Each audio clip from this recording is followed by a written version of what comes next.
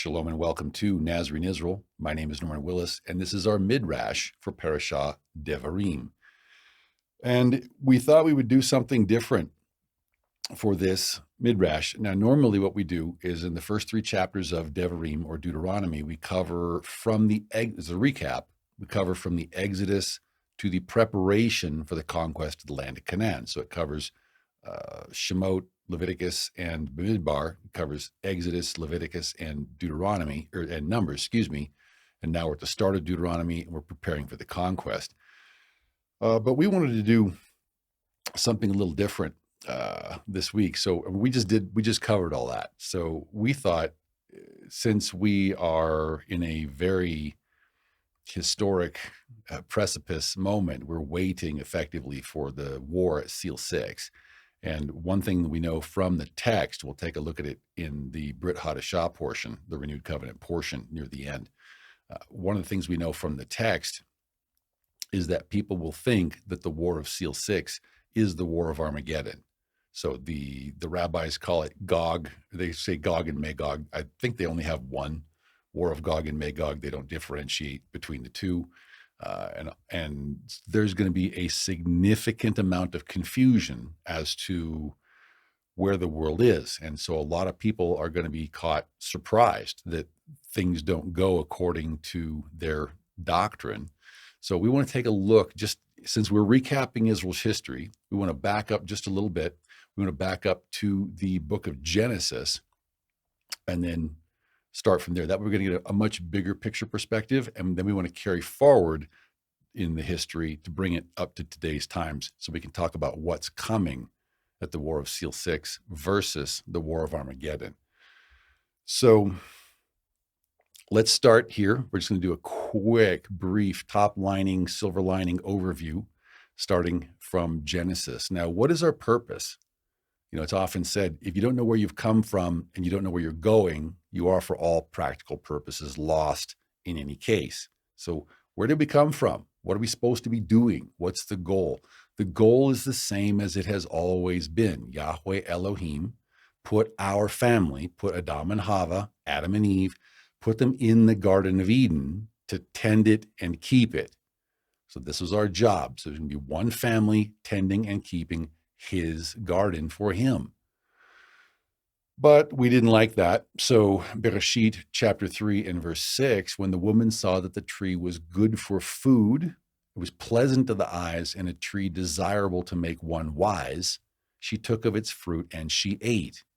So also she gave to her husband with her, and he also ate. So instead of listening for Yahweh's voice and doing what Yahweh said to do, we started thinking apart from hearing Yahweh's voice.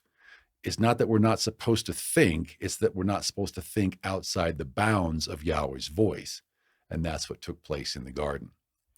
Now, we know from our other studies that the Ramban, commenting on Genesis 12 and verse 6, says that he was taught whatever happened to the patriarchs is a sign or a portent for the children. And that's certainly true. And so in other words, we see a lot of prophetic shadow pictures in the Torah that later show up again in the prophets and then again in the renewed covenant portion.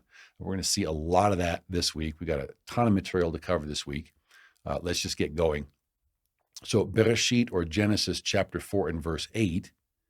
Now Cain talked with Hevel his brother, and it came to pass that when they were in the field, that Cain the elder rose up against Hevel his younger brother and killed him.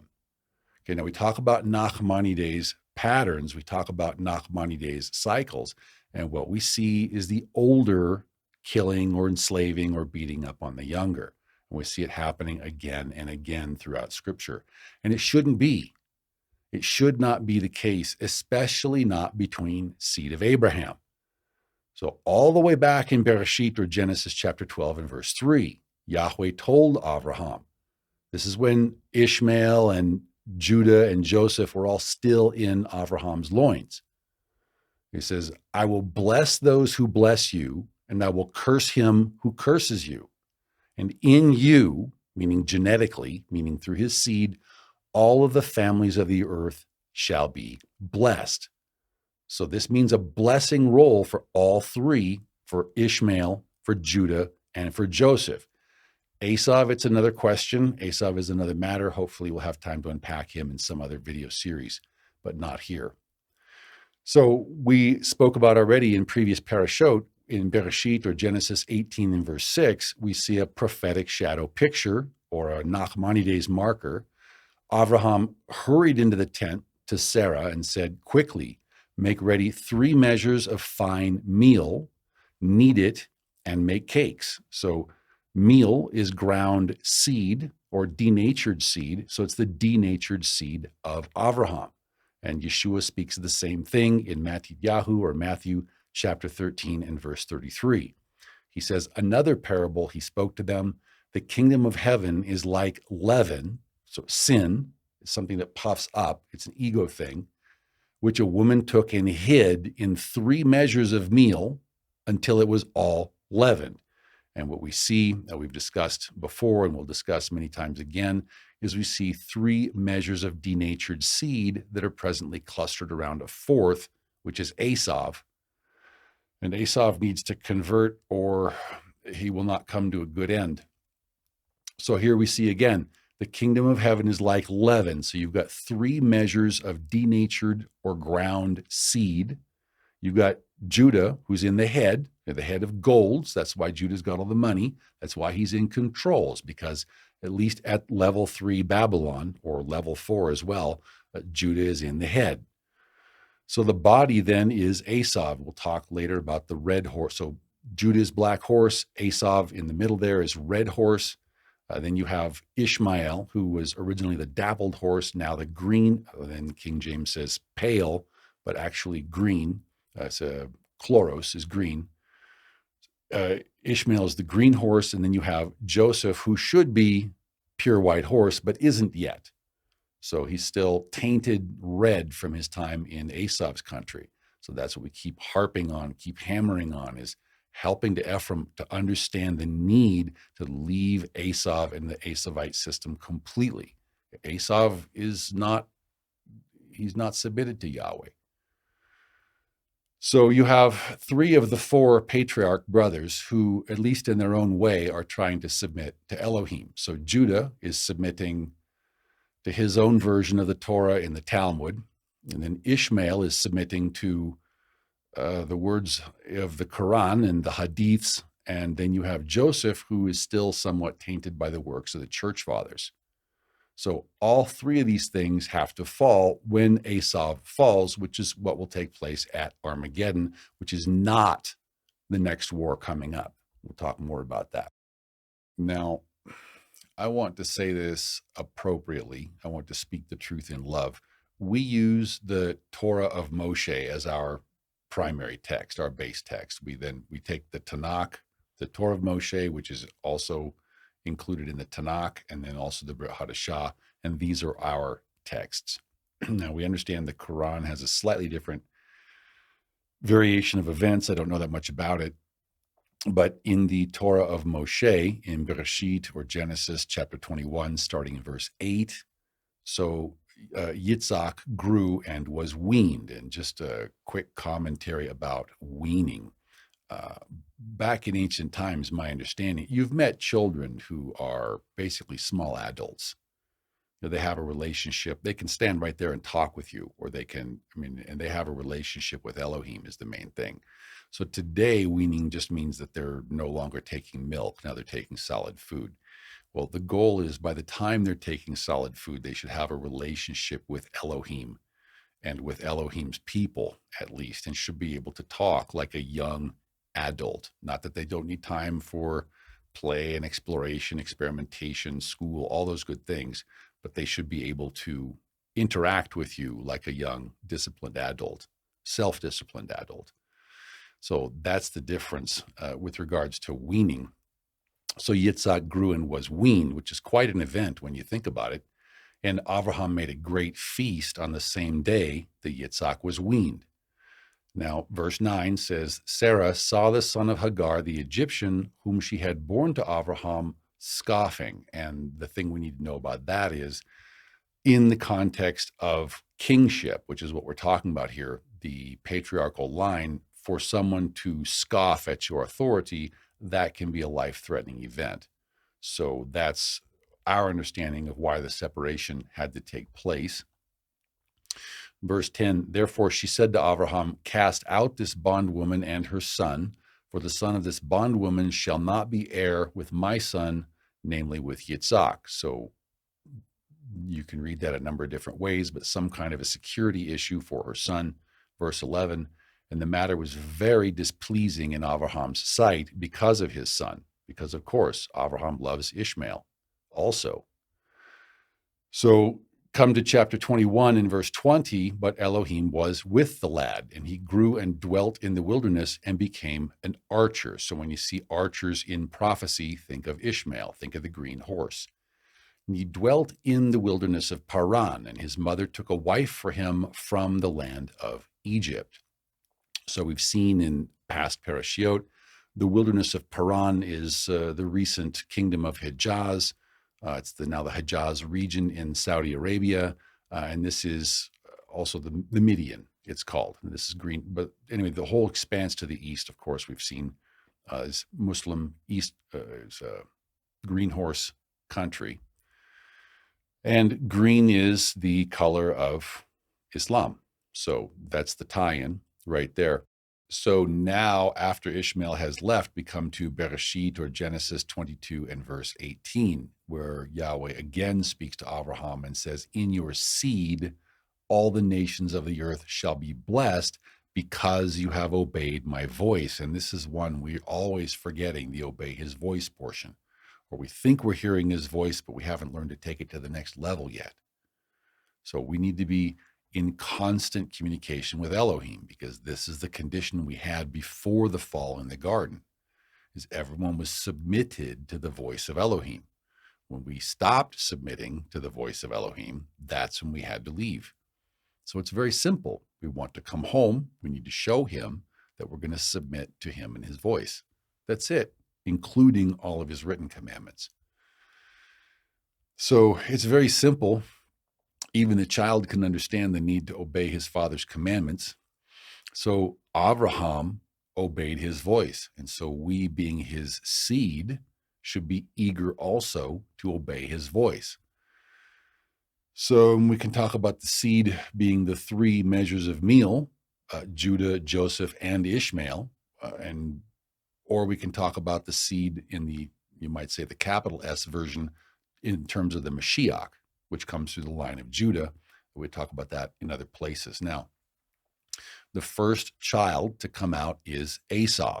So the firstborn in this case doesn't do the job right. So Bereshit, or Genesis, chapter 25 and verse 25, and the first came out red. He was like a hairy garment all over, so they called his name Esau.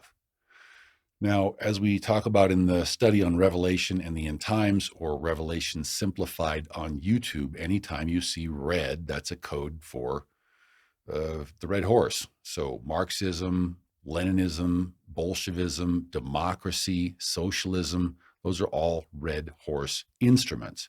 So Yahweh never says take a vote amongst yourselves. Yahweh never says take a census and see what you want.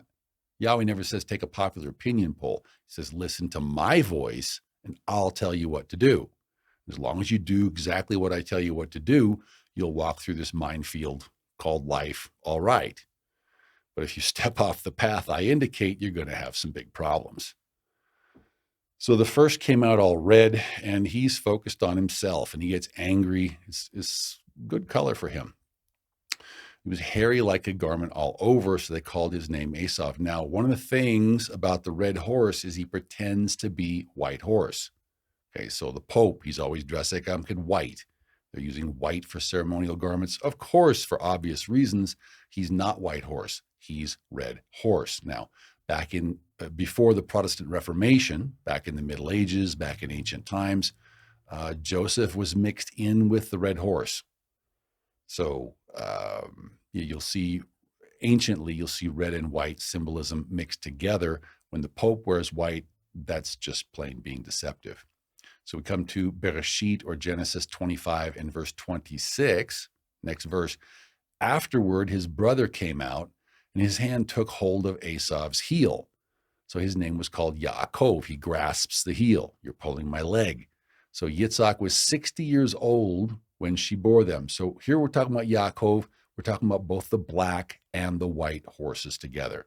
Judah's the black horse. Judah's the older brother. Joseph is the white horse, we could say, Ephraim.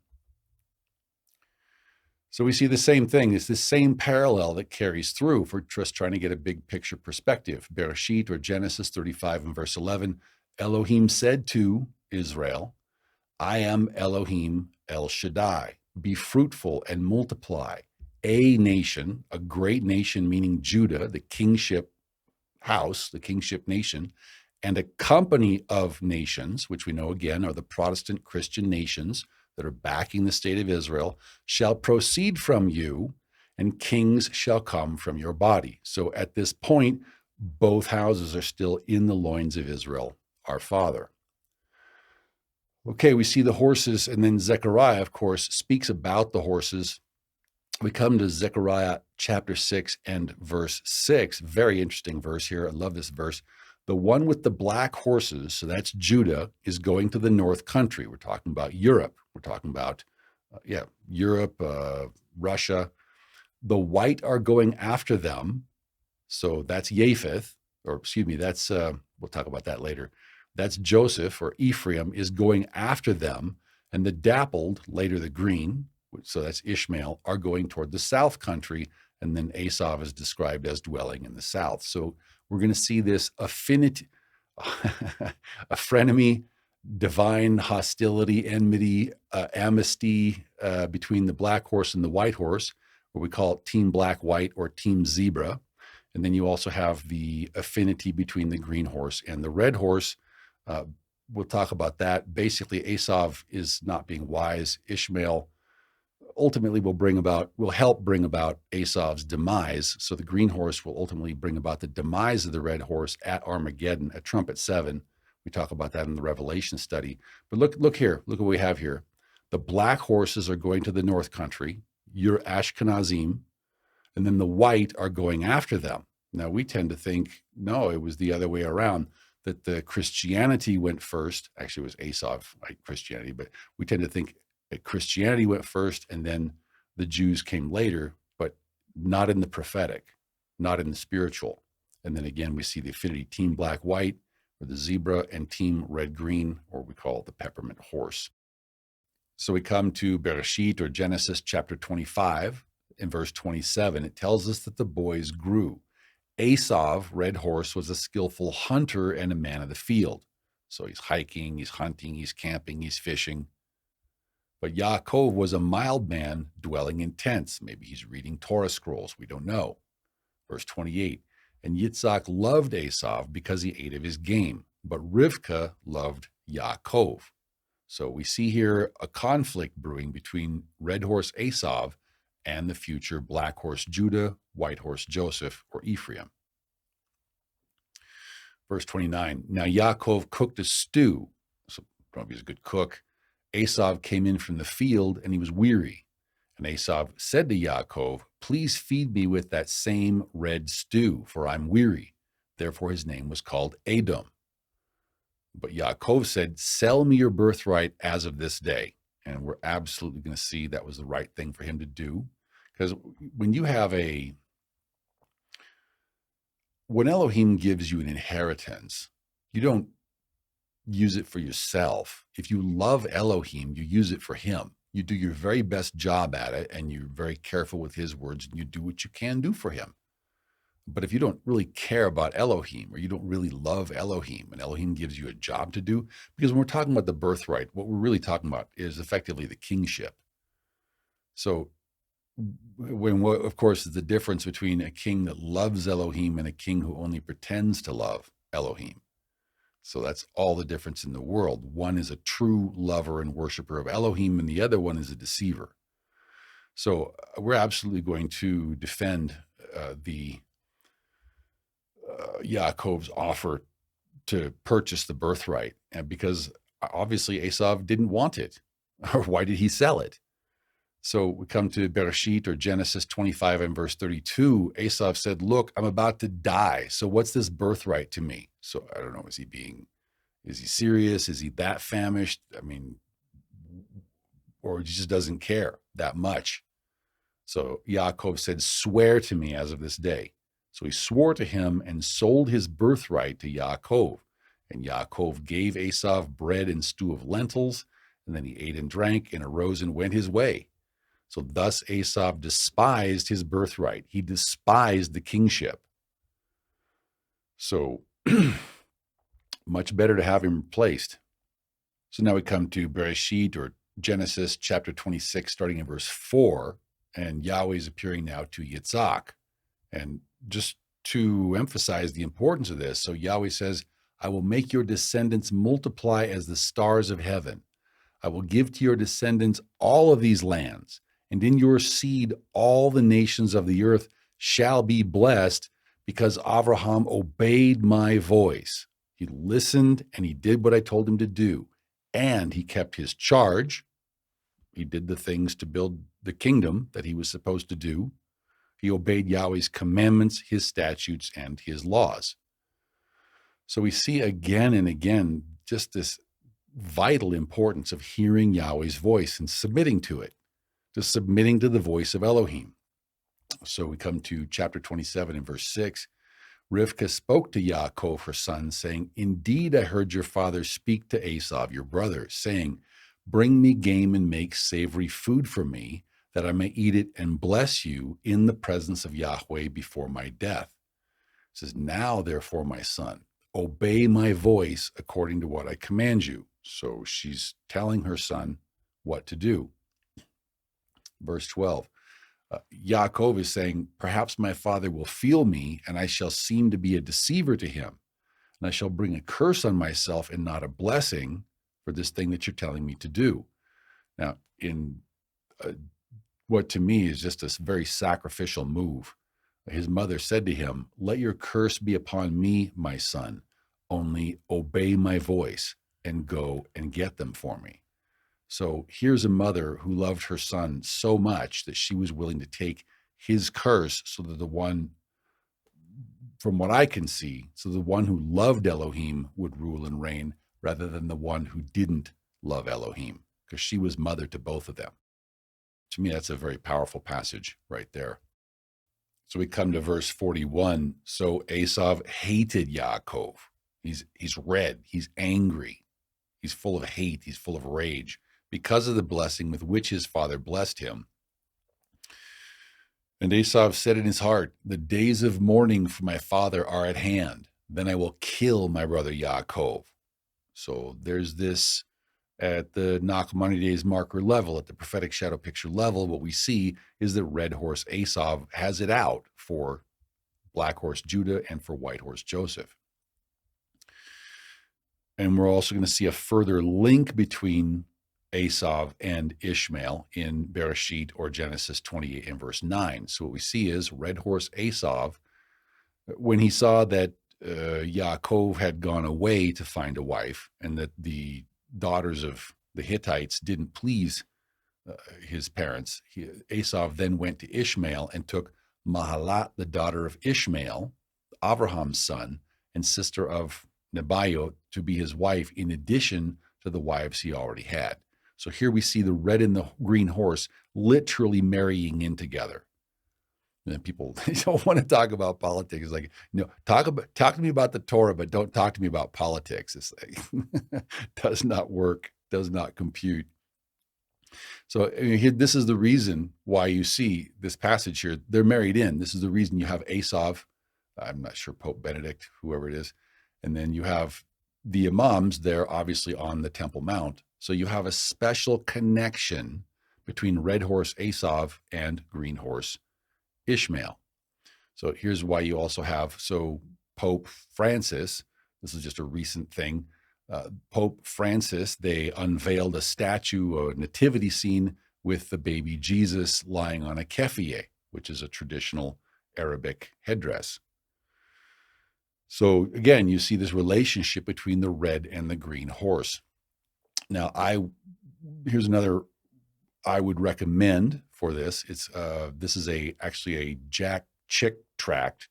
It's The Prophet and then Alberto Part 6. I guess the whole Alberto series is good. I have read this. I've done some studying into this. This is a good resource to have. Just to be aware, there's a lot of disinformation out there online. Esau is much, much larger than we are, and Esau has every reason to discredit, because again, people don't want, they want their Torah portion, but they don't want to talk about politics, and they don't want to talk about the spiritual war that's going on. It's like, I don't understand. So, the comments have been generally very good. We did delete one comment, but appreciate everyone's respectfulness. And so just remember, you as much as we get to know, unless we make a commitment to Elohim, that's not really what he wants. So he wants us to make a commitment to him. So appreciate the positive comments, but really, if we're being committed to Elohim, if we love him like we say we do, then don't we need to be keeping his word? Don't we need to be doing the things that Elohim says to do? Don't we need to be submitting to his voice? So, yeah, Esau is against us in general, but this is I can recommend this resource. This is a comic book form. You can also, there's resources all over the internet, both pro and con. You will find a lot of I'm not sure, disinfo, discrediting resources and this sort of a thing. But this, I'm not sure how much to say here.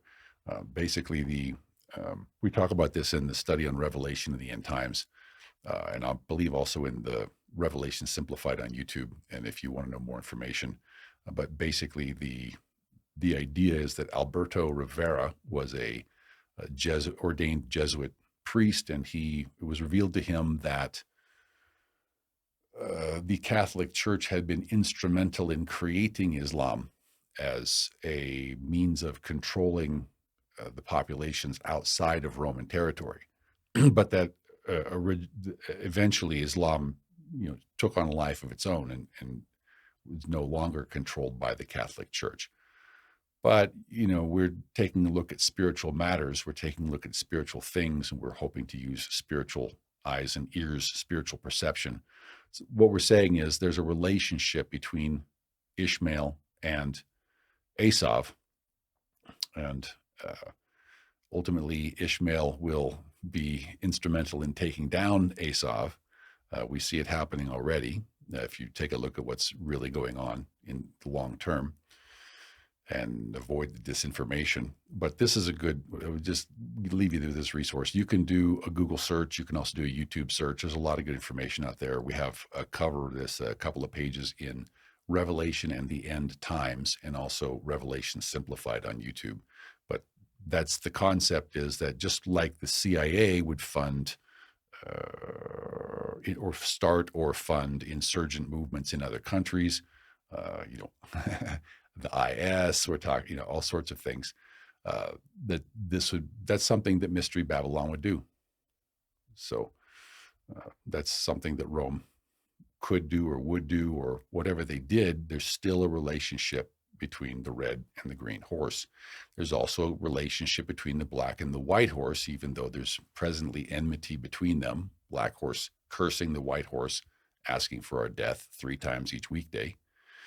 But here we see in Bereshit, or Genesis 28 and verse 12, okay, so then Israel dreamed, and behold, a ladder was set up on the earth, and its top reached to heaven, and the messengers of Elohim were ascending and descending on it. So this pertains to both the black and the white horse. Verse 13, and behold, Yahweh stood above it and said, I am Yahweh Elohim of Abraham your father, and the Elohim of Yitzhak.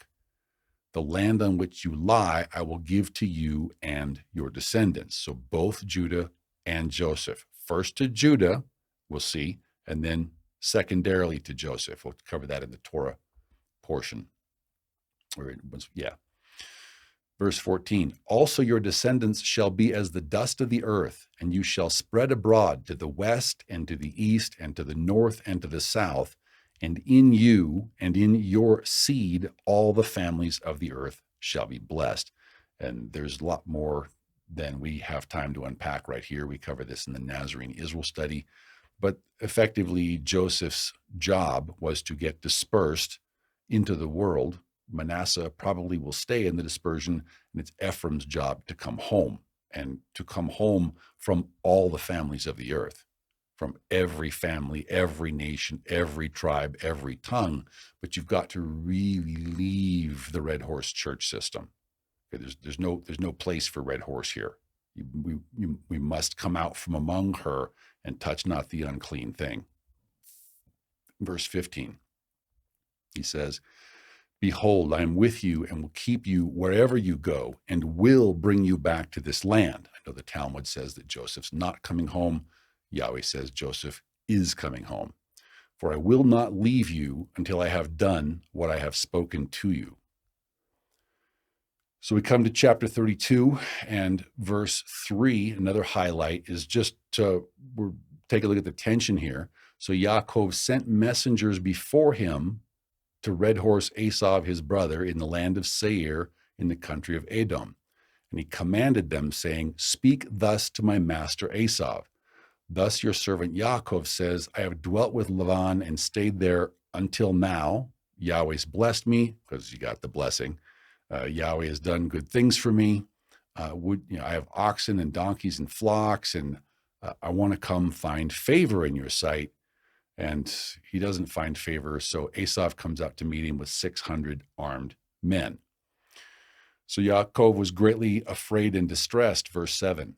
He divided the people that were with him and the flocks and herds and camels into two companies. Now, I used to think Genesis 35 and verse 11, which we'll see in just a moment, I used to think that was the first reference to two houses that I could find, but here we have an even earlier one. So Genesis 32 and verse 7, this is again, it's like a Nachmanides marker. We're establishing a pattern.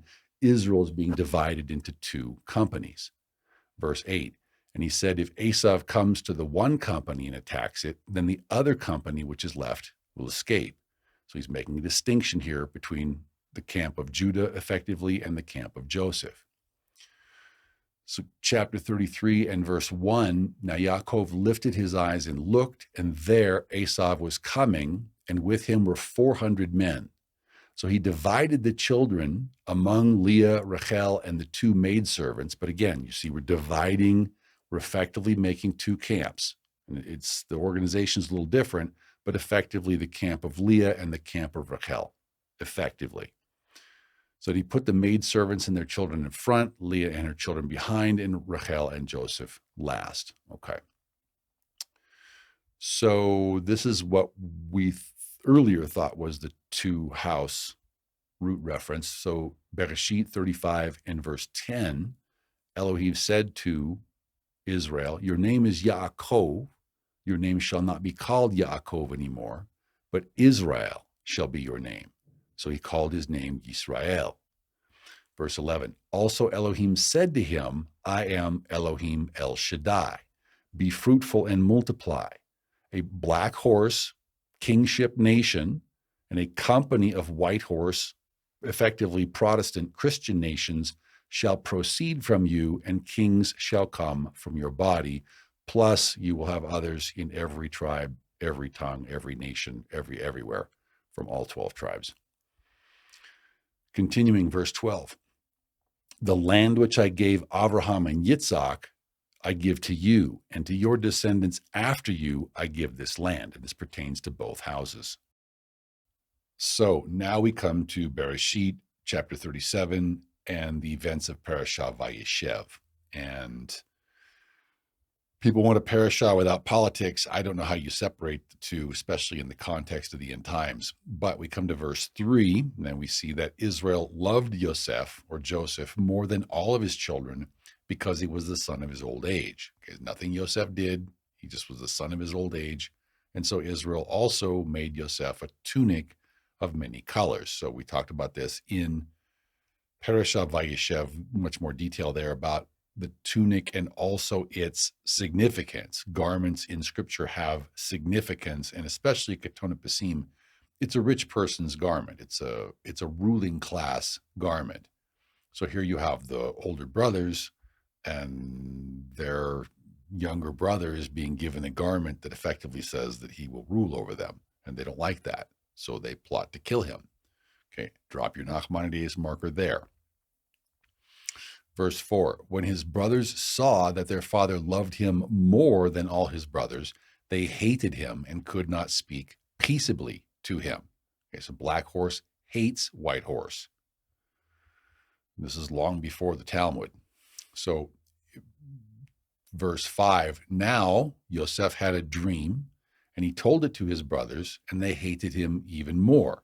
It's a prophetic dream, and you're required to share prophetic dreams. So he said to them, please hear this dream which I have dreamed. There we were, binding sheaves in the field. Then behold, my sheaf arose and also stood upright.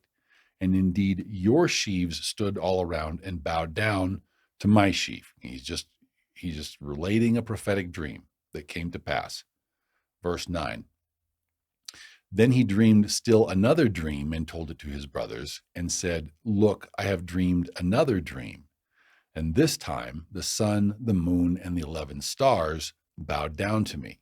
So his father rebukes him, corrects him, but not corrects him, but rebukes him. So later in verse 18, now when they saw him far off, even before he came near to them, they conspired against him to kill him.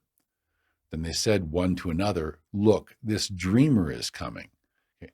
Now, therefore, let us now kill him and cast him into some pit. So drop your Nachmanides marker, and we shall say some wild beast has devoured him. Then we shall see what will become of his dreams.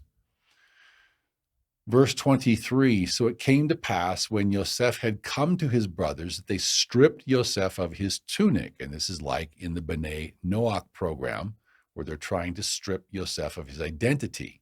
So we're not allowed to come back as tribes, as the Tanakh says, but we're supposed to come in as Bnei Noach, slaves, because we've been stripped of our identity, we've been stripped of our tunic, the tunic of many colors of the Ketone Pasim. Verse 24, then they took him and cast him into a pit, and the pit was empty. There was no water in it. This is a prophetic shadow picture of Joseph being, well, and also the sect of the Nazarenes, being sent out of the nation into the church system, which is kind of a pit, and there's no waters of the Spirit in it. So you can't be at home with your brothers. Now you have to go outside the land. You have to be separated from your brothers. Verse 26, so Black Horse Judah said to his brothers, what profit is there if we kill our brother and conceal his blood? Come, and let's sell him to Green Horse Ishmael, and let not our hand be upon him, for he's our brother and our flesh. And then we're going to make up a story about how Joseph is no more. Just like in the Talmud, Joseph is no more. That's why we have a Bnei Noach program. And his brothers listened. So Joseph goes into Egypt, and we'll talk about that later. And then we come to chapter 38, where we have the incident between Judah and Tamar. So now it came to pass in verse 27, it came to pass at the time for giving birth that, behold, twins were in Tamar's womb. And so it was when she's giving birth that the one put out his hand, and the midwife took a scarlet thread and bound it on his hand, saying, this one came out first. What we need to see here effectively is that you have two lines, two strains, two types of Jews. You have Peretz and you have Zerah. So verse 29, then it happened as he drew back his hand that his brother came out unexpectedly. And she said, how did you break through? This breach be upon you. So he's always breaking through. Therefore, his name was called Peretz. He's great at breaking through gridlock situations, stagnated situations. Verse 30. Afterward, his brother came out who had the scarlet thread on his hand, and his name was called Zerah, or seed. And we talk about this more in the Parasha. But so you have these two lines. You have Peretz and Zerah, and Many times Peretz doesn't understand or know about the operations of Zerah, but Zerah has all these Kabbalistic control grids and things that go on. I don't know if you've ever been walking down Ben Yehuda Street in Jerusalem, and the Chabad comes up and they try to get money out of you. And if you give them money, then they tie a scarlet thread on your wrist. I don't know if that's related, but here's a red thread on Kabbalist Madonna. So, and black horse controls red horse. So now we come to Bereshit 41 and verse 45. We're hitting the high points of our history so we can understand our world today. We can understand the political situation today and how the two houses can come together. So verse 45, Paro then called Yosef's name Zaphnath Paneah, which effectively translates to he who sees that which is hidden. So he sees the things in the dark northern side. And he gave him as wife Asenath, the daughter of Potipharah, priest of On. And I hope I will say this appropriately, but the repercussions of this marriage reflect in the line of children. So here you have good Hebrew stock being married to effectively worldly priestly stock, because Egypt is a type of the world.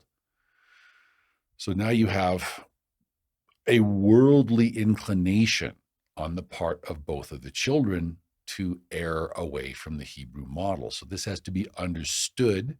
It has to be watched carefully. We need to watch ourselves. Now, Yosef had two children by Asenath, and the name of the firstborn was Manasseh. And it's the Hebrew there is to slip. He says, like to slip the mind. He says, for Elohim has made me forget all my toil and all my father's house.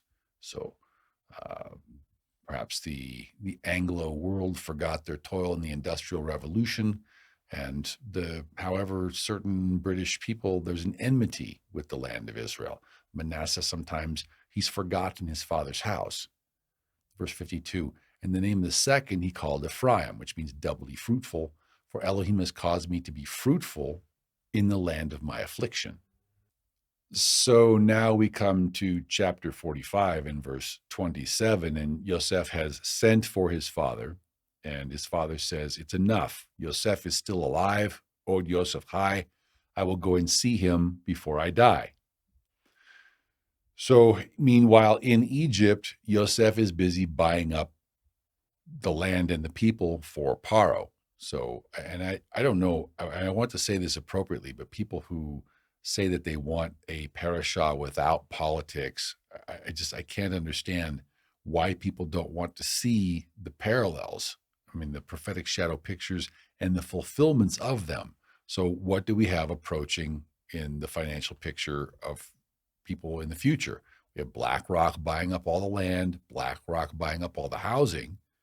Okay, well, what are the parallels? Do we sense parallels? Are we open to parallels? Are we just checking off our Torah portion so we can be done?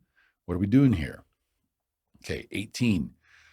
When that year had ended, they came to him the next year and said to him, we will not hide from my master that our money is gone. My master also has our herds of livestock. There's nothing left in the sight of my master but our bodies and our lands. Please buy us as slaves. Please make us slaves. Please give us socialism. Verse 20, then Yosef bought all the land of Egypt for Paro, for every man of the Egyptians sold his field because the famine was severe upon them. So all the land became Paro's. People say, well, what's the political parallel? Well, the World Economic Forum has said that with Agenda 2030, we will own nothing and be happy. Can we see the parallels to the Torah portion? Can we understand who the major players are? Verse 21, and as for the people, says Yosef, moved them into the cities from one end of the borders of Egypt to the other end, Egypt being symbolic of the world and the world system. Now, he didn't buy the land of the priests because the priests had rations and allotments given to them by Paro, so they didn't need to sell their land. But as far as the average people, they needed to sell their land, and they were moved into the cities. So you say, well, what possible political parallels could we have with that? So we can talk about the 15-minute cities part of the agenda of Agenda 2030 in some other location.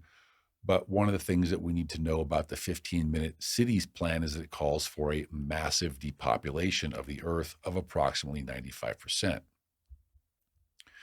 Now, this would be, there have been a number of things come out about this. This is an Agenda 2030 simulated reserve and corridor system to protect biodiversity. Basically calls for no irrigation, and the vast majority of the land returned back to wildlife, and then people will be there in the 15-minute smart cities, those that are allowed to continue surviving.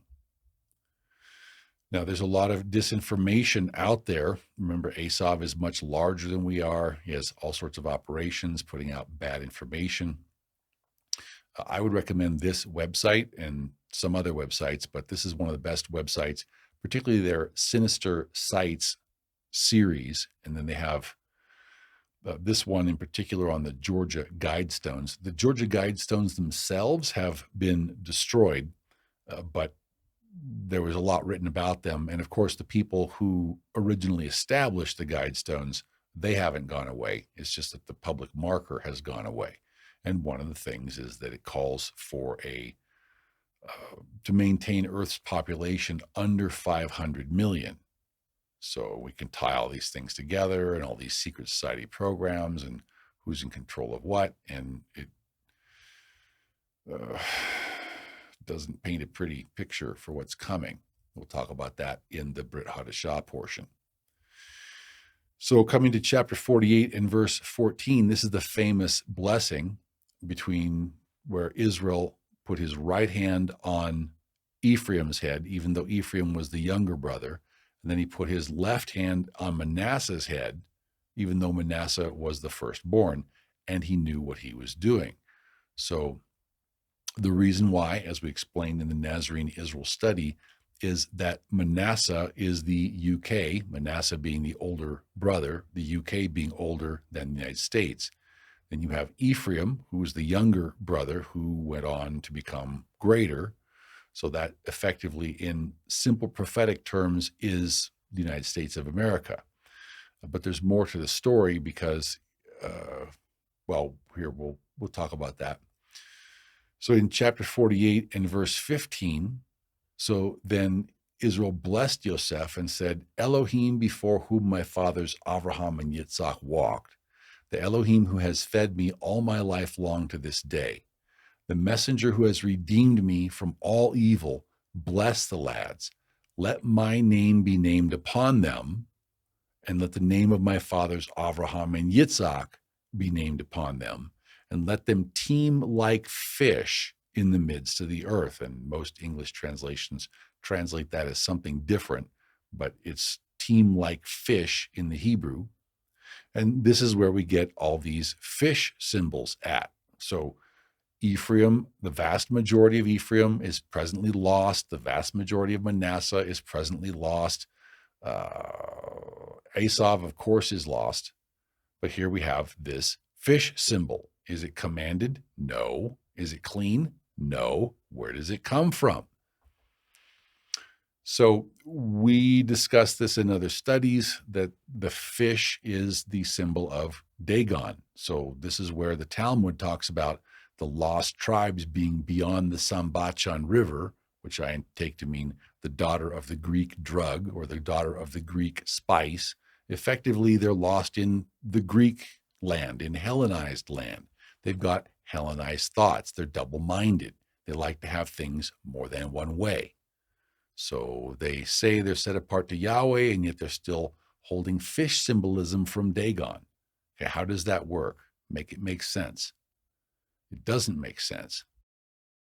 Israel then continues the blessings in the next chapter, chapter 49, And in verse 8, we begin with the blessings over Judah. He says, Judah, you are he whom your brothers shall praise. And there's a lot to praise. Your hand shall be on the neck of your enemies. That's obviously true. Your father's children shall bow down before you. This happened in the past with the kings. And frankly, we don't have an issue acknowledging that Judah was the kingship tribe and that Levi is the Levitical priestly tribe. And we know from our other studies, Isaiah 66 verses 19 through 21, that some of Ephraim will be joined in with the tribe of Levi. So we just have to see how all that works out. The main thing for us is to hear his voice and to do what he says to do. But continuing in verse 10, it says, the scepter, meaning the kingship, shall not depart from Judah, nor a lawgiver from between his feet, the portion of the lawgiver, until Shiloh comes, and to him shall be the obedience of the people. It's our belief that Shiloh came, according to Daniel chapter 9, verses 25 and 26. And also when we get to Parasha V'zot HaBeracha in Deuteronomy 33, we will see proof that Shiloh has already come. So we'll have to unpack it then. So in verse 22, Israel gets to blessings over Joseph. He says, Joseph is a fruitful bough by a well. His branches run over the wall, meaning he would expand. The archers, talking about Ishmael, have bitterly grieved him, shot at him, and hated him. So here we have a difficult relationship with Ishmael. So Joseph was sold to Ishmaelites, and then now we have the archers. Verse 24, but his bow remained in strength, and the arms of his hands were made strong by the hands of the mighty Elohim of Yaakov. It says, from there is the shepherd, the stone of Israel. We discussed that in the study on Revelation in the end times. For those that want to know more, why we have a stone of Israel coming from the tribe of Joseph. Verse 25, by the Elohim of your father who will help you, and by the Almighty who will bless you with the blessings of heaven above, blessings of the deep that lies beneath, blessings of the breasts and of the womb. And these are some wonderful blessings that just speak of bounty. They speak of a wonderful land, blessings of heaven above, blessings of the deep. Verse 26, the blessings of your father have excelled the blessings of my ancestors up to the utmost bound of the everlasting hills. They shall be on the head of Joseph, on the crown of the head of him who was separate from his brothers. So we're talking about a marvelous land. And if you go to the study on Revelation in the end times, the final chapter is America, land of Babylon. So America is the fulfillment. As we explained in that article, the United States of America, the land of America, is the fulfillment of Jeremiah chapters 50 and 51. I urge everyone to read that study, pray over it, and listen for what Elohim says to do. There will be people who will survive what's coming in the United States, but there won't be many. And the main thing is that we obey his words. And, so please read that study and pray and see what Elohim has for you and your family. I dread to think what's coming up on the United States of America. Want to take a look at two videos we've taken a look at before. Both of them basically are rabbinic commentators, rabbis, and they're telling us that the United States is, in their terms, the United States is Esau, and we don't have time to unpack it here. The United States is the military arm of the western leg of Babylon, which is also the three cities of empire, but we'll have to unpack that in some other place. But let's take a look at these two videos we'll take a look at this first video, and we'll see how Judah believes the United States of America must be destroyed. And therefore, Chazal tell us in the Gemara Megillah that the relationship between Rome and Klal Yisrael is that Kishazeh kam zeh noifel. That if somebody were to say Jerusalem is built and Caesarea is built, don't believe them. If anybody says they both lay in ruins, don't believe them. It's either one or the other. Either the Jewish people rule or the Romans rule. Because it's one melucha, it's one power. Never shall they both rule the world. Edom, Rome. Who is Rome today? Italy. The United States is considered the spiritual heir of Rome. Western culture is the spiritual heir of Edom of Rome. United States of America. And now let's watch a second rabbinic video in which we're told effectively, if you connect all the pieces together, that the United States, the center of the Christian world, is Esau, and they don't differentiate between Esavite Christians and Josephite Christians, even though they know the difference. That's why I was invited to be Mashiach ben Yosef from 5776 to 5777. They know the difference, but they don't want to acknowledge the difference. Let's watch this video. Once Edom is destroyed, along with its false Messiah, then and only then can Israel rise, and Messiah ben David can gather the exiles and build the third temple. Erev Shabbat is the end of the 6th millennia, which we are currently in, and Edom must be destroyed, and the false Messiah must be completely exposed, and once that happens, then the real one actually comes, and then Jerusalem can be built properly. When this one falls, the other rises. Israel and Rome can never stand at the same time, which is why I told you, why did he hang on Friday Eve, Erev Shabbat? Because that is to show you that at the end of days, Christianity will be no more, and then finally Israel will rise. Israel and Rome can never stand at the same time. They are opposites, Jacob, Israel, and Esau, Edom. And when the false Messiah falls, the other, the real Messiah, will rise. It is already known that Israel's greatest enemy is Edom. And God turned things around so that the Netzer Nitav, the despicable descendants, and the filth of wicked Esau, who is their God, would be buried in Israel, in Jerusalem. This is why Jesus was actually buried in Jerusalem. The reason for this is that even the enemies of God should pray for the city of God, which is Jerusalem, where their God, Jesus, was buried. Yes, I said buried, because this causes an evil angel to say amen against his will. You see, this is the fast one that God actually pulled on Satan, when all those who follow Satan think that they're pulling a fast one on God. They sing psalms for the restoration of Jerusalem and the gathering of Israel to Zion, and they have no idea that they are actually praying for the establishment of the holy in the world and the destruction of their very religion. So thank you. We accept all your prayers. The Kalippah over here that is going to be destroyed, the Kalippah, as I said, even in my story, this is Jesus. This is the New Testament. This is the church and everything that comes with it or out of it in every variation from it. Okay, now it's easy to decry what's happening here. You can argue that the United States is not Esau, and it's not. Esau is centered in Rome.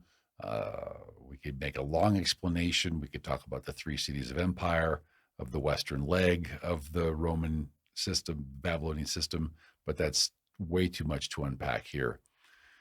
We wanted you, though, to understand the relationships between the parties. We've given you a lot of information, and we're going to continue to build on this through the Torah portion. So the Torah portion, actually the Devarim 1, 2, and 3, talks about the exodus from Egypt and then all the way up to the preparation for the land of Canaan. So we'd like to review that also, but we're going to hit different points. We're going to talk about, from the series so far, what has happened so far in this series as the nation has been developing. Okay, because that's Elohim's purpose here, is to establish Israel as a nation and as a Proverbs 31 bridal candidate. We just have to obey his words and his voice and not make up things of our own.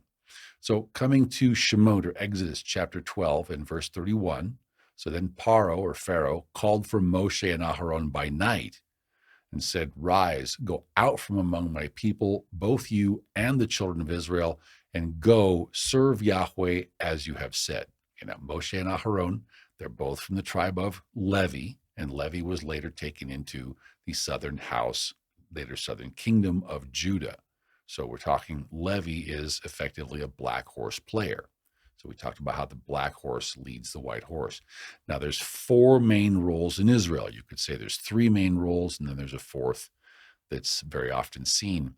So you have the king, the priest, and the prophet, and then you have the anointed judge, who's a special combination depending upon the need and the circumstance. But in this case, you have Moshe fulfilling the role of the king and the prophet because he is an anointed judge.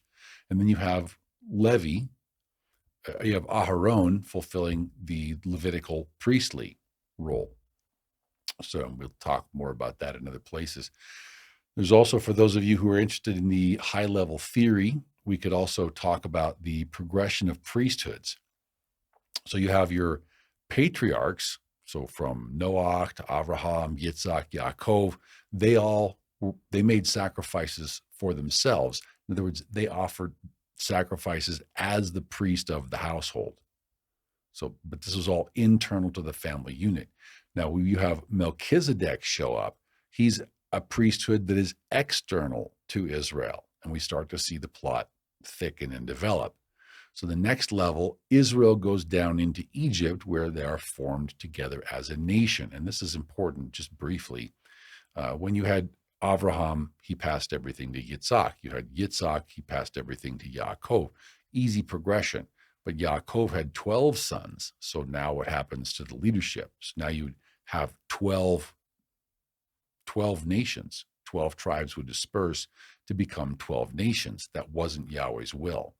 Yahweh wanted a single nation of 12 tribes and perhaps 2 houses. We can talk about that. But there's a progression in the priesthoods that takes place here. So Melchizedek is external to Israel. So then you have a pharaonic priesthood, so also external to Israel, also pagan. But so Israel is placed underneath an external priesthood. Now, upon the exodus from Egypt, this is where we start to get our own priesthood, our own ordered priesthood. We become a nation. It's no longer more than just one paid. Now you have a nation with a physical government structure. It's not just passed from father to son. Now you have a physical government structure. Now you have a people. Families are people too, but now you have a government. So you also have to have a priesthood. So first we had the firstborn priesthood that was internal to Israel.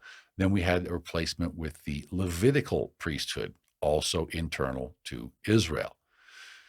So then we'll see in that study, we talk about then the renewed order of kings and priests. And then we see in Isaiah 66 verses 19 through 21, how some of us in the house of Ephraim will be taken into the Levitical order. So that is all in the Torah government study for those who are interested in that. So now, no matter how advanced we might want to get in our studies, there's never a time when each one of us doesn't need to obey the basics. So this is what Yahweh is trying to lead us to in Shemot, or Exodus chapter 19, starting in verse 5.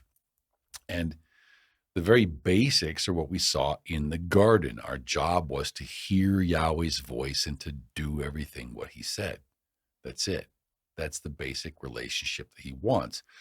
But we have our own ideas, so we don't want to do that, so chaos ensues. Well, we didn't want to do that in the garden. Well, so now we have just spent the past 430 years in slavery in Egypt. So now we want to obey his voice? Now will we want to submit to him?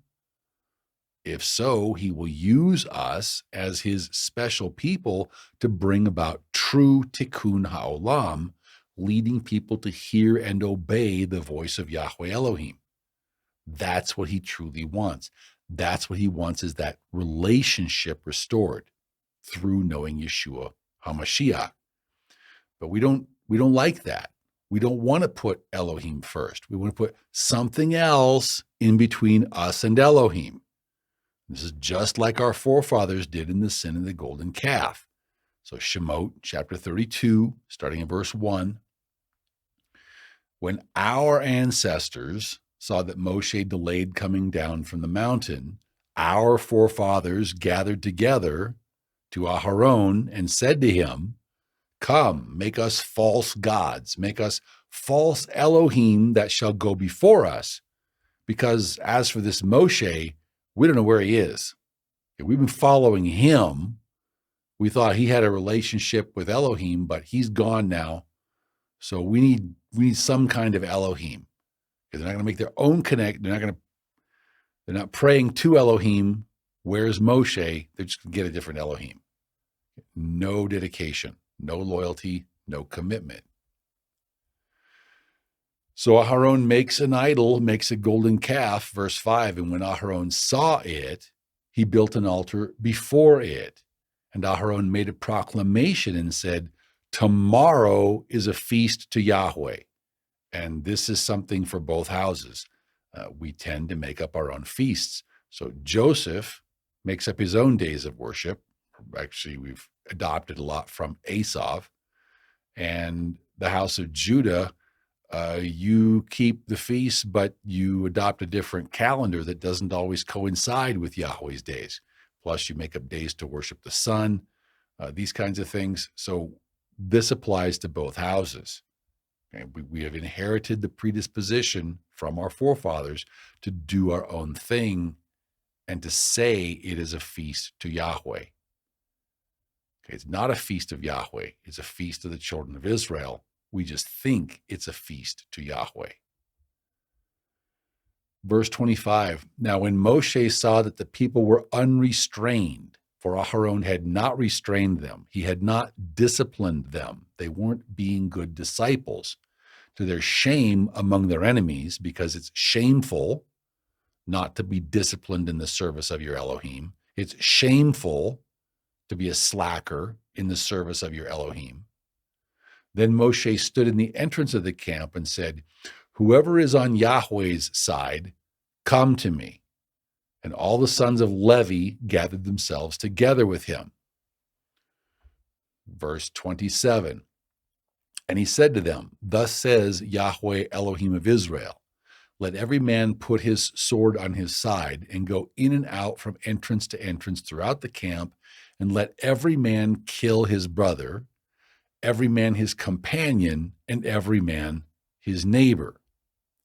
Verse 28, so the sons of Levi did according to the word of Moshe, and about 3,000 men of the people fell that day. Then Moshe said to the tribe of Levi, "Set yourselves apart today to Yahweh, that he may bestow on you a blessing this day, for every man has opposed his son and his brother." And what an important passage this is. Okay, but notice with me that the reason Levi got blessed is that he sided with Yahweh. Okay, so for Levi to receive that blessing today, Levi has to go back to the Tanakh. Levi has to side with Yahweh's words and not his own words in the Talmud. Okay, Yahweh doesn't give us the authority to make up our own words, to make up our own traditions. Yahweh has his words and his customs and traditions he wants us to be following. And that's the job for each and every one of us. But notice that what happened here is that Yahweh went to bestow a blessing on the tribe of Levi because they opposed their flesh and blood in favor of Yahweh. and that's the main thing. You have to not just oppose your flesh and blood, but oppose them in favor of Yahweh. And that's why the B'nai Noahide laws it's not right. So now we come to Shemot 33 and verse 11, and we see the Genesis 35 alliance operating together in the tabernacle. So we see the two houses operating in the tabernacle. So Yahweh spoke to Moshe, who's from the tribe of Levi, which is attached to or part of the house of Judah. So that's a black horse. Yahweh spoke with black horse Moshe face to face, as a man speaks to his friend. And he would return to the camp, but his servant Yehoshua, the son of Nun, of the tribe of Ephraim, a young man, did not depart from the tabernacle. So here you have again the black horse in the lead and the white horse in support. Now, if we jump to Bamidbar, or Numbers, chapter 14, starting in verse 20, so time has passed, Yahweh said, our forefathers doing like they always do and even do today.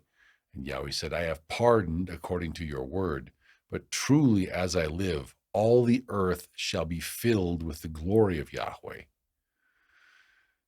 Because all these men who have seen my glory and seen all the signs which I did in Egypt and in the wilderness, they've put me to the test now these 10 times, and they've not heeded my voice. Can we see the centrality? That's what Yahweh wants, is a relationship, and not just any relationship. You hear that in Ephraim all the time. Oh, we have a relationship. Okay. Do we have a discipleship relationship? Do we have a relationship where Elohim speaks and we listen and do? That's the relationship he's looking for. That's what he wants for Proverbs 31 war bride. So we don't just get to have any relationship. He wants a relationship again and again. He tells us he just wants us to hear and obey his voice. He wants that restored relationship. Verse 23, our forefathers who didn't listen, they certainly shall not see the land of which I swore to their fathers, nor shall any of those who rejected me see it. So one of the lessons we need to take here, he says, but my servant Caleb, because he has a different spirit in him and has followed me fully, him I will bring into the land where he went, and his descendants shall inherit it. And again, Joshua was right there when Caleb said we can take the land. Joshua was right there, but it was Caleb's initiative, and that's why Caleb was given the land. Can we see the role of zeal here? Can we see the role of dedication? Because I think many times we just sort of assume to ourselves that whatever we do, it's going to be okay. Yahweh's going to make it okay. But that's not what Scripture says. So Yahweh's very specific. Okay, he says in verse 29, he says, the carcasses of those of you who have complained against me, I mean, you didn't want to do what I said to do. You didn't obey me. All of you who were numbered, except for Caleb the son of Jephunneh and Yehoshua ben Nun, so house of Judah, house of Joseph, you shall by no means enter the land which I swore I would make you dwell in. So the two houses will enter the land, but not the rest. Well, again, the role of zeal, Bamidbar, or Numbers, chapter 25 and verse 10, Yahweh spoke to Moshe saying, Pinchas, the son of Eleazar, the son of Aharon the priest, has turned back my wrath from the children of Israel because he was zealous with my zeal among them, so that I did not consume the children of Israel in my zeal. So can we see the need for zeal in serving Elohim? Can we see the need to have the spirit like was on Caleb or Joshua or Pinchas in order to please Elohim?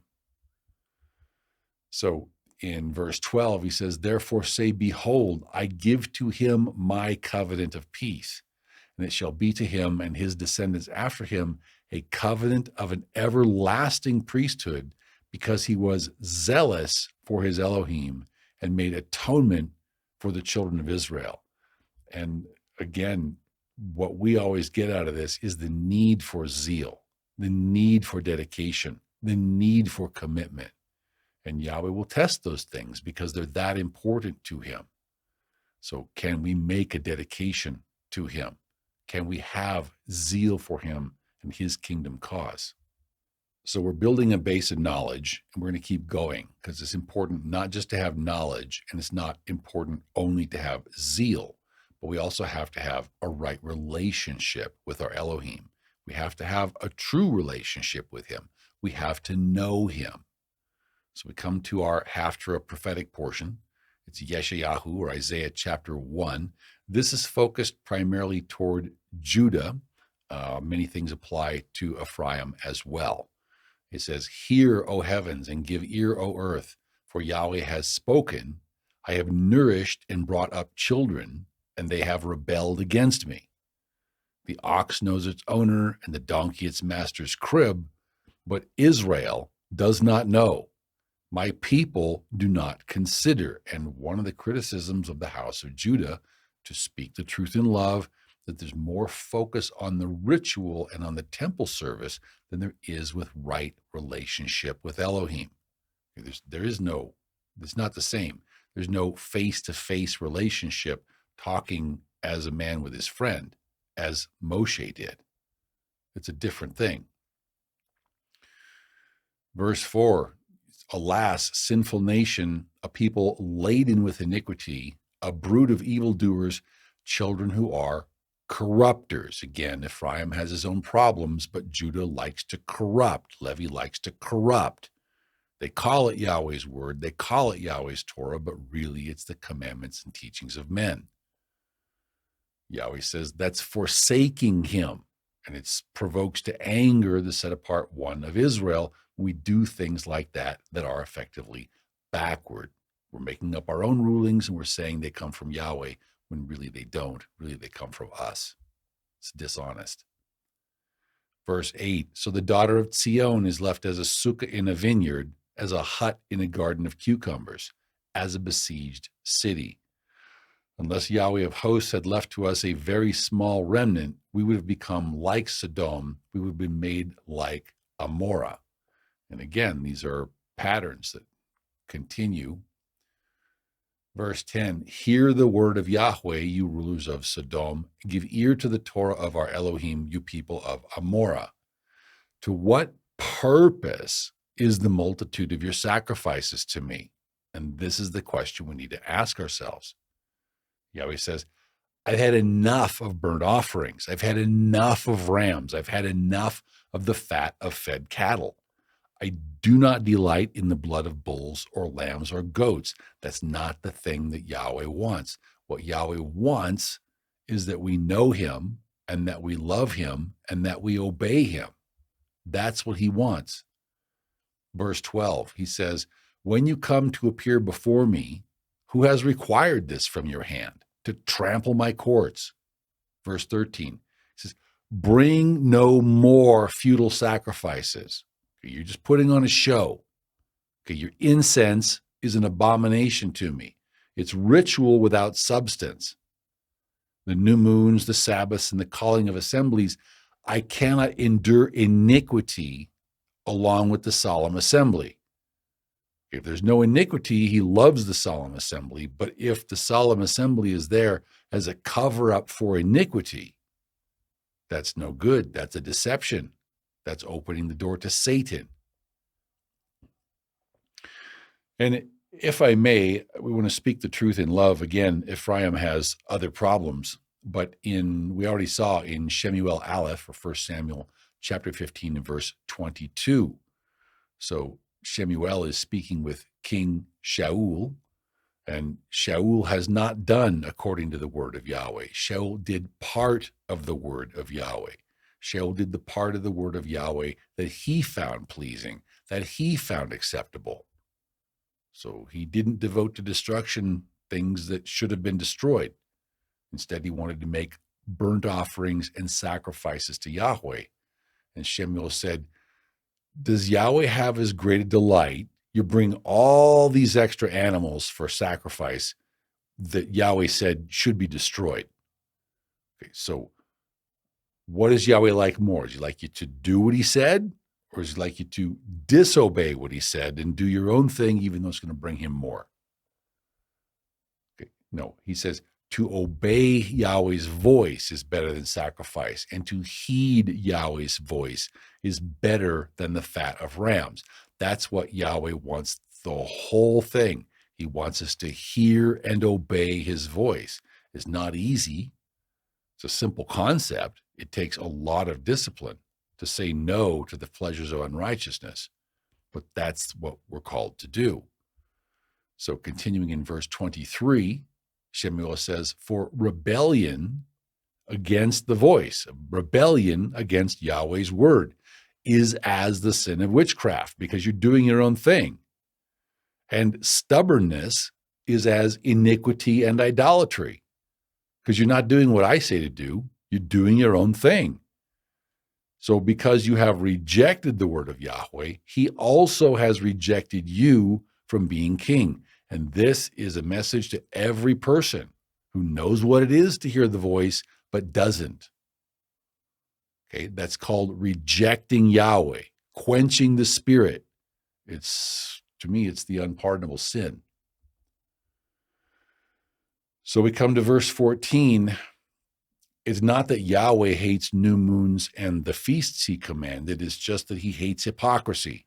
So he says, your new moons and your appointed feasts, my soul hates. They're a trouble to me. I'm weary of bearing them. When you spread out your hands, I will hide my eyes from you. Even though you make many prayers, I will not hear, because your hands are full of blood. And this is probably directed to Zerah. Parrots might not know, but Zerah's hands are full of blood, and you know who you are. He says, wash yourselves, make yourselves clean, put away the evil of your doings from before my eyes. Okay, the Zerah networks, they're not good. He says, cease to do evil. Trust the Spirit of Yahweh to bring about good. If you will do good, Yahweh will return the good. Yahweh will bring good upon you. Learn to do the good that Yahweh wants.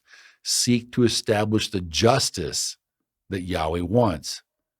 Rebuke the oppressor. Don't be an oppressor. Rebuke the oppressor. Don't make the fatherless. Defend the fatherless. Don't make widows and orphans. Plead for the widows and the orphans. Come now and let us reason together, says Yahweh. Even though your sins may be like scarlet, they shall be as white as snow. Although they're red like crimson, they shall be as wool. If you are willing and obedient, if you will hear Yahweh's voice, turn from your wicked ways, and be obedient to what Yahweh says to do, he will bless you. You shall eat the good of the land. But if you refuse and rebel, you don't want to hear the voice. You don't want to follow through. You prefer to quench the still small voice. You shall be devoured by the sword, because that's not what Yahweh wants. That's garbage. That's refuse pile to him. For the mouth of Yahweh has spoken. So, again, the patterns our forefathers set. Verse 23 says, your princes are rebellious and companions of thieves. Everyone loves bribes and follows after rewards. And that's just that's Babylonian democracy in general. They do not defend the fatherless, nor does the cause of the widow come before them, because the whole point of Babylonian democracy is rule by the elites for the benefit of the elites, presented as something that it's not. They present it as for the people, by the people, of the people. It doesn't work that way, because black horse controls red horse. Verse 26, Yahweh promises he will restore your judges as at the first, and your counselors as at the beginning. We're talking about as it was in the wilderness, when Israel was organized as armies. Afterward, you shall be called the city of righteousness, the city of keeping Yahweh's commandments, the city of Torah keepers, the city of obedient ones, the city of disciples, the faithful city. Sion shall be redeemed with justice, and her penitents with righteousness. Those who are penitent will be blessed and rewarded with Torah keeping. The destruction of the transgressors and of sinners shall be together, and all those who forsake Yahweh shall be consumed, just like Esau is also going to be consumed.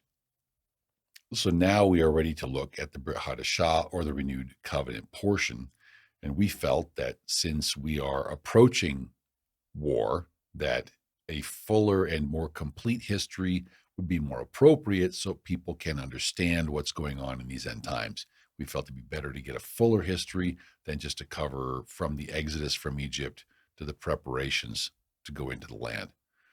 So now, as Yeshua sat on the Mount of Olives opposite the temple, his disciples, Kepha, Yaakov, Yohanan, and Andrai, asked him privately, "Tell us, when are these end time events going to occur, and how can we know?" Verse 5, and Yeshua answering them began to say, "Take heed that no one deceives you." That means there will be people trying to deceive us. "For many will come in my name, saying, 'I am he,' and will deceive many. I myself received an invitation to play the role of Mashiach ben Yosef." Verse 7, "But when you hear of wars and rumors of wars, do not be troubled, for such things must happen. But the end is not yet. There's more to come. For nation will rise against nation, and kingdom against kingdom. And there will be earthquakes in various places, and there will be famines and troubles. These are the beginnings of sorrows," meaning there's more to come. It's not all going to happen all at once. There's more to come. But then in verse 9, Yeshua tells us what our comportment and our attitude should be toward all these things. He says, "Watch out for yourselves, for they will deliver you up to councils, and you will be beaten in the synagogues. You will be brought before rulers and kings for my sake, for a testimony to them." And this certainly happened in the first century.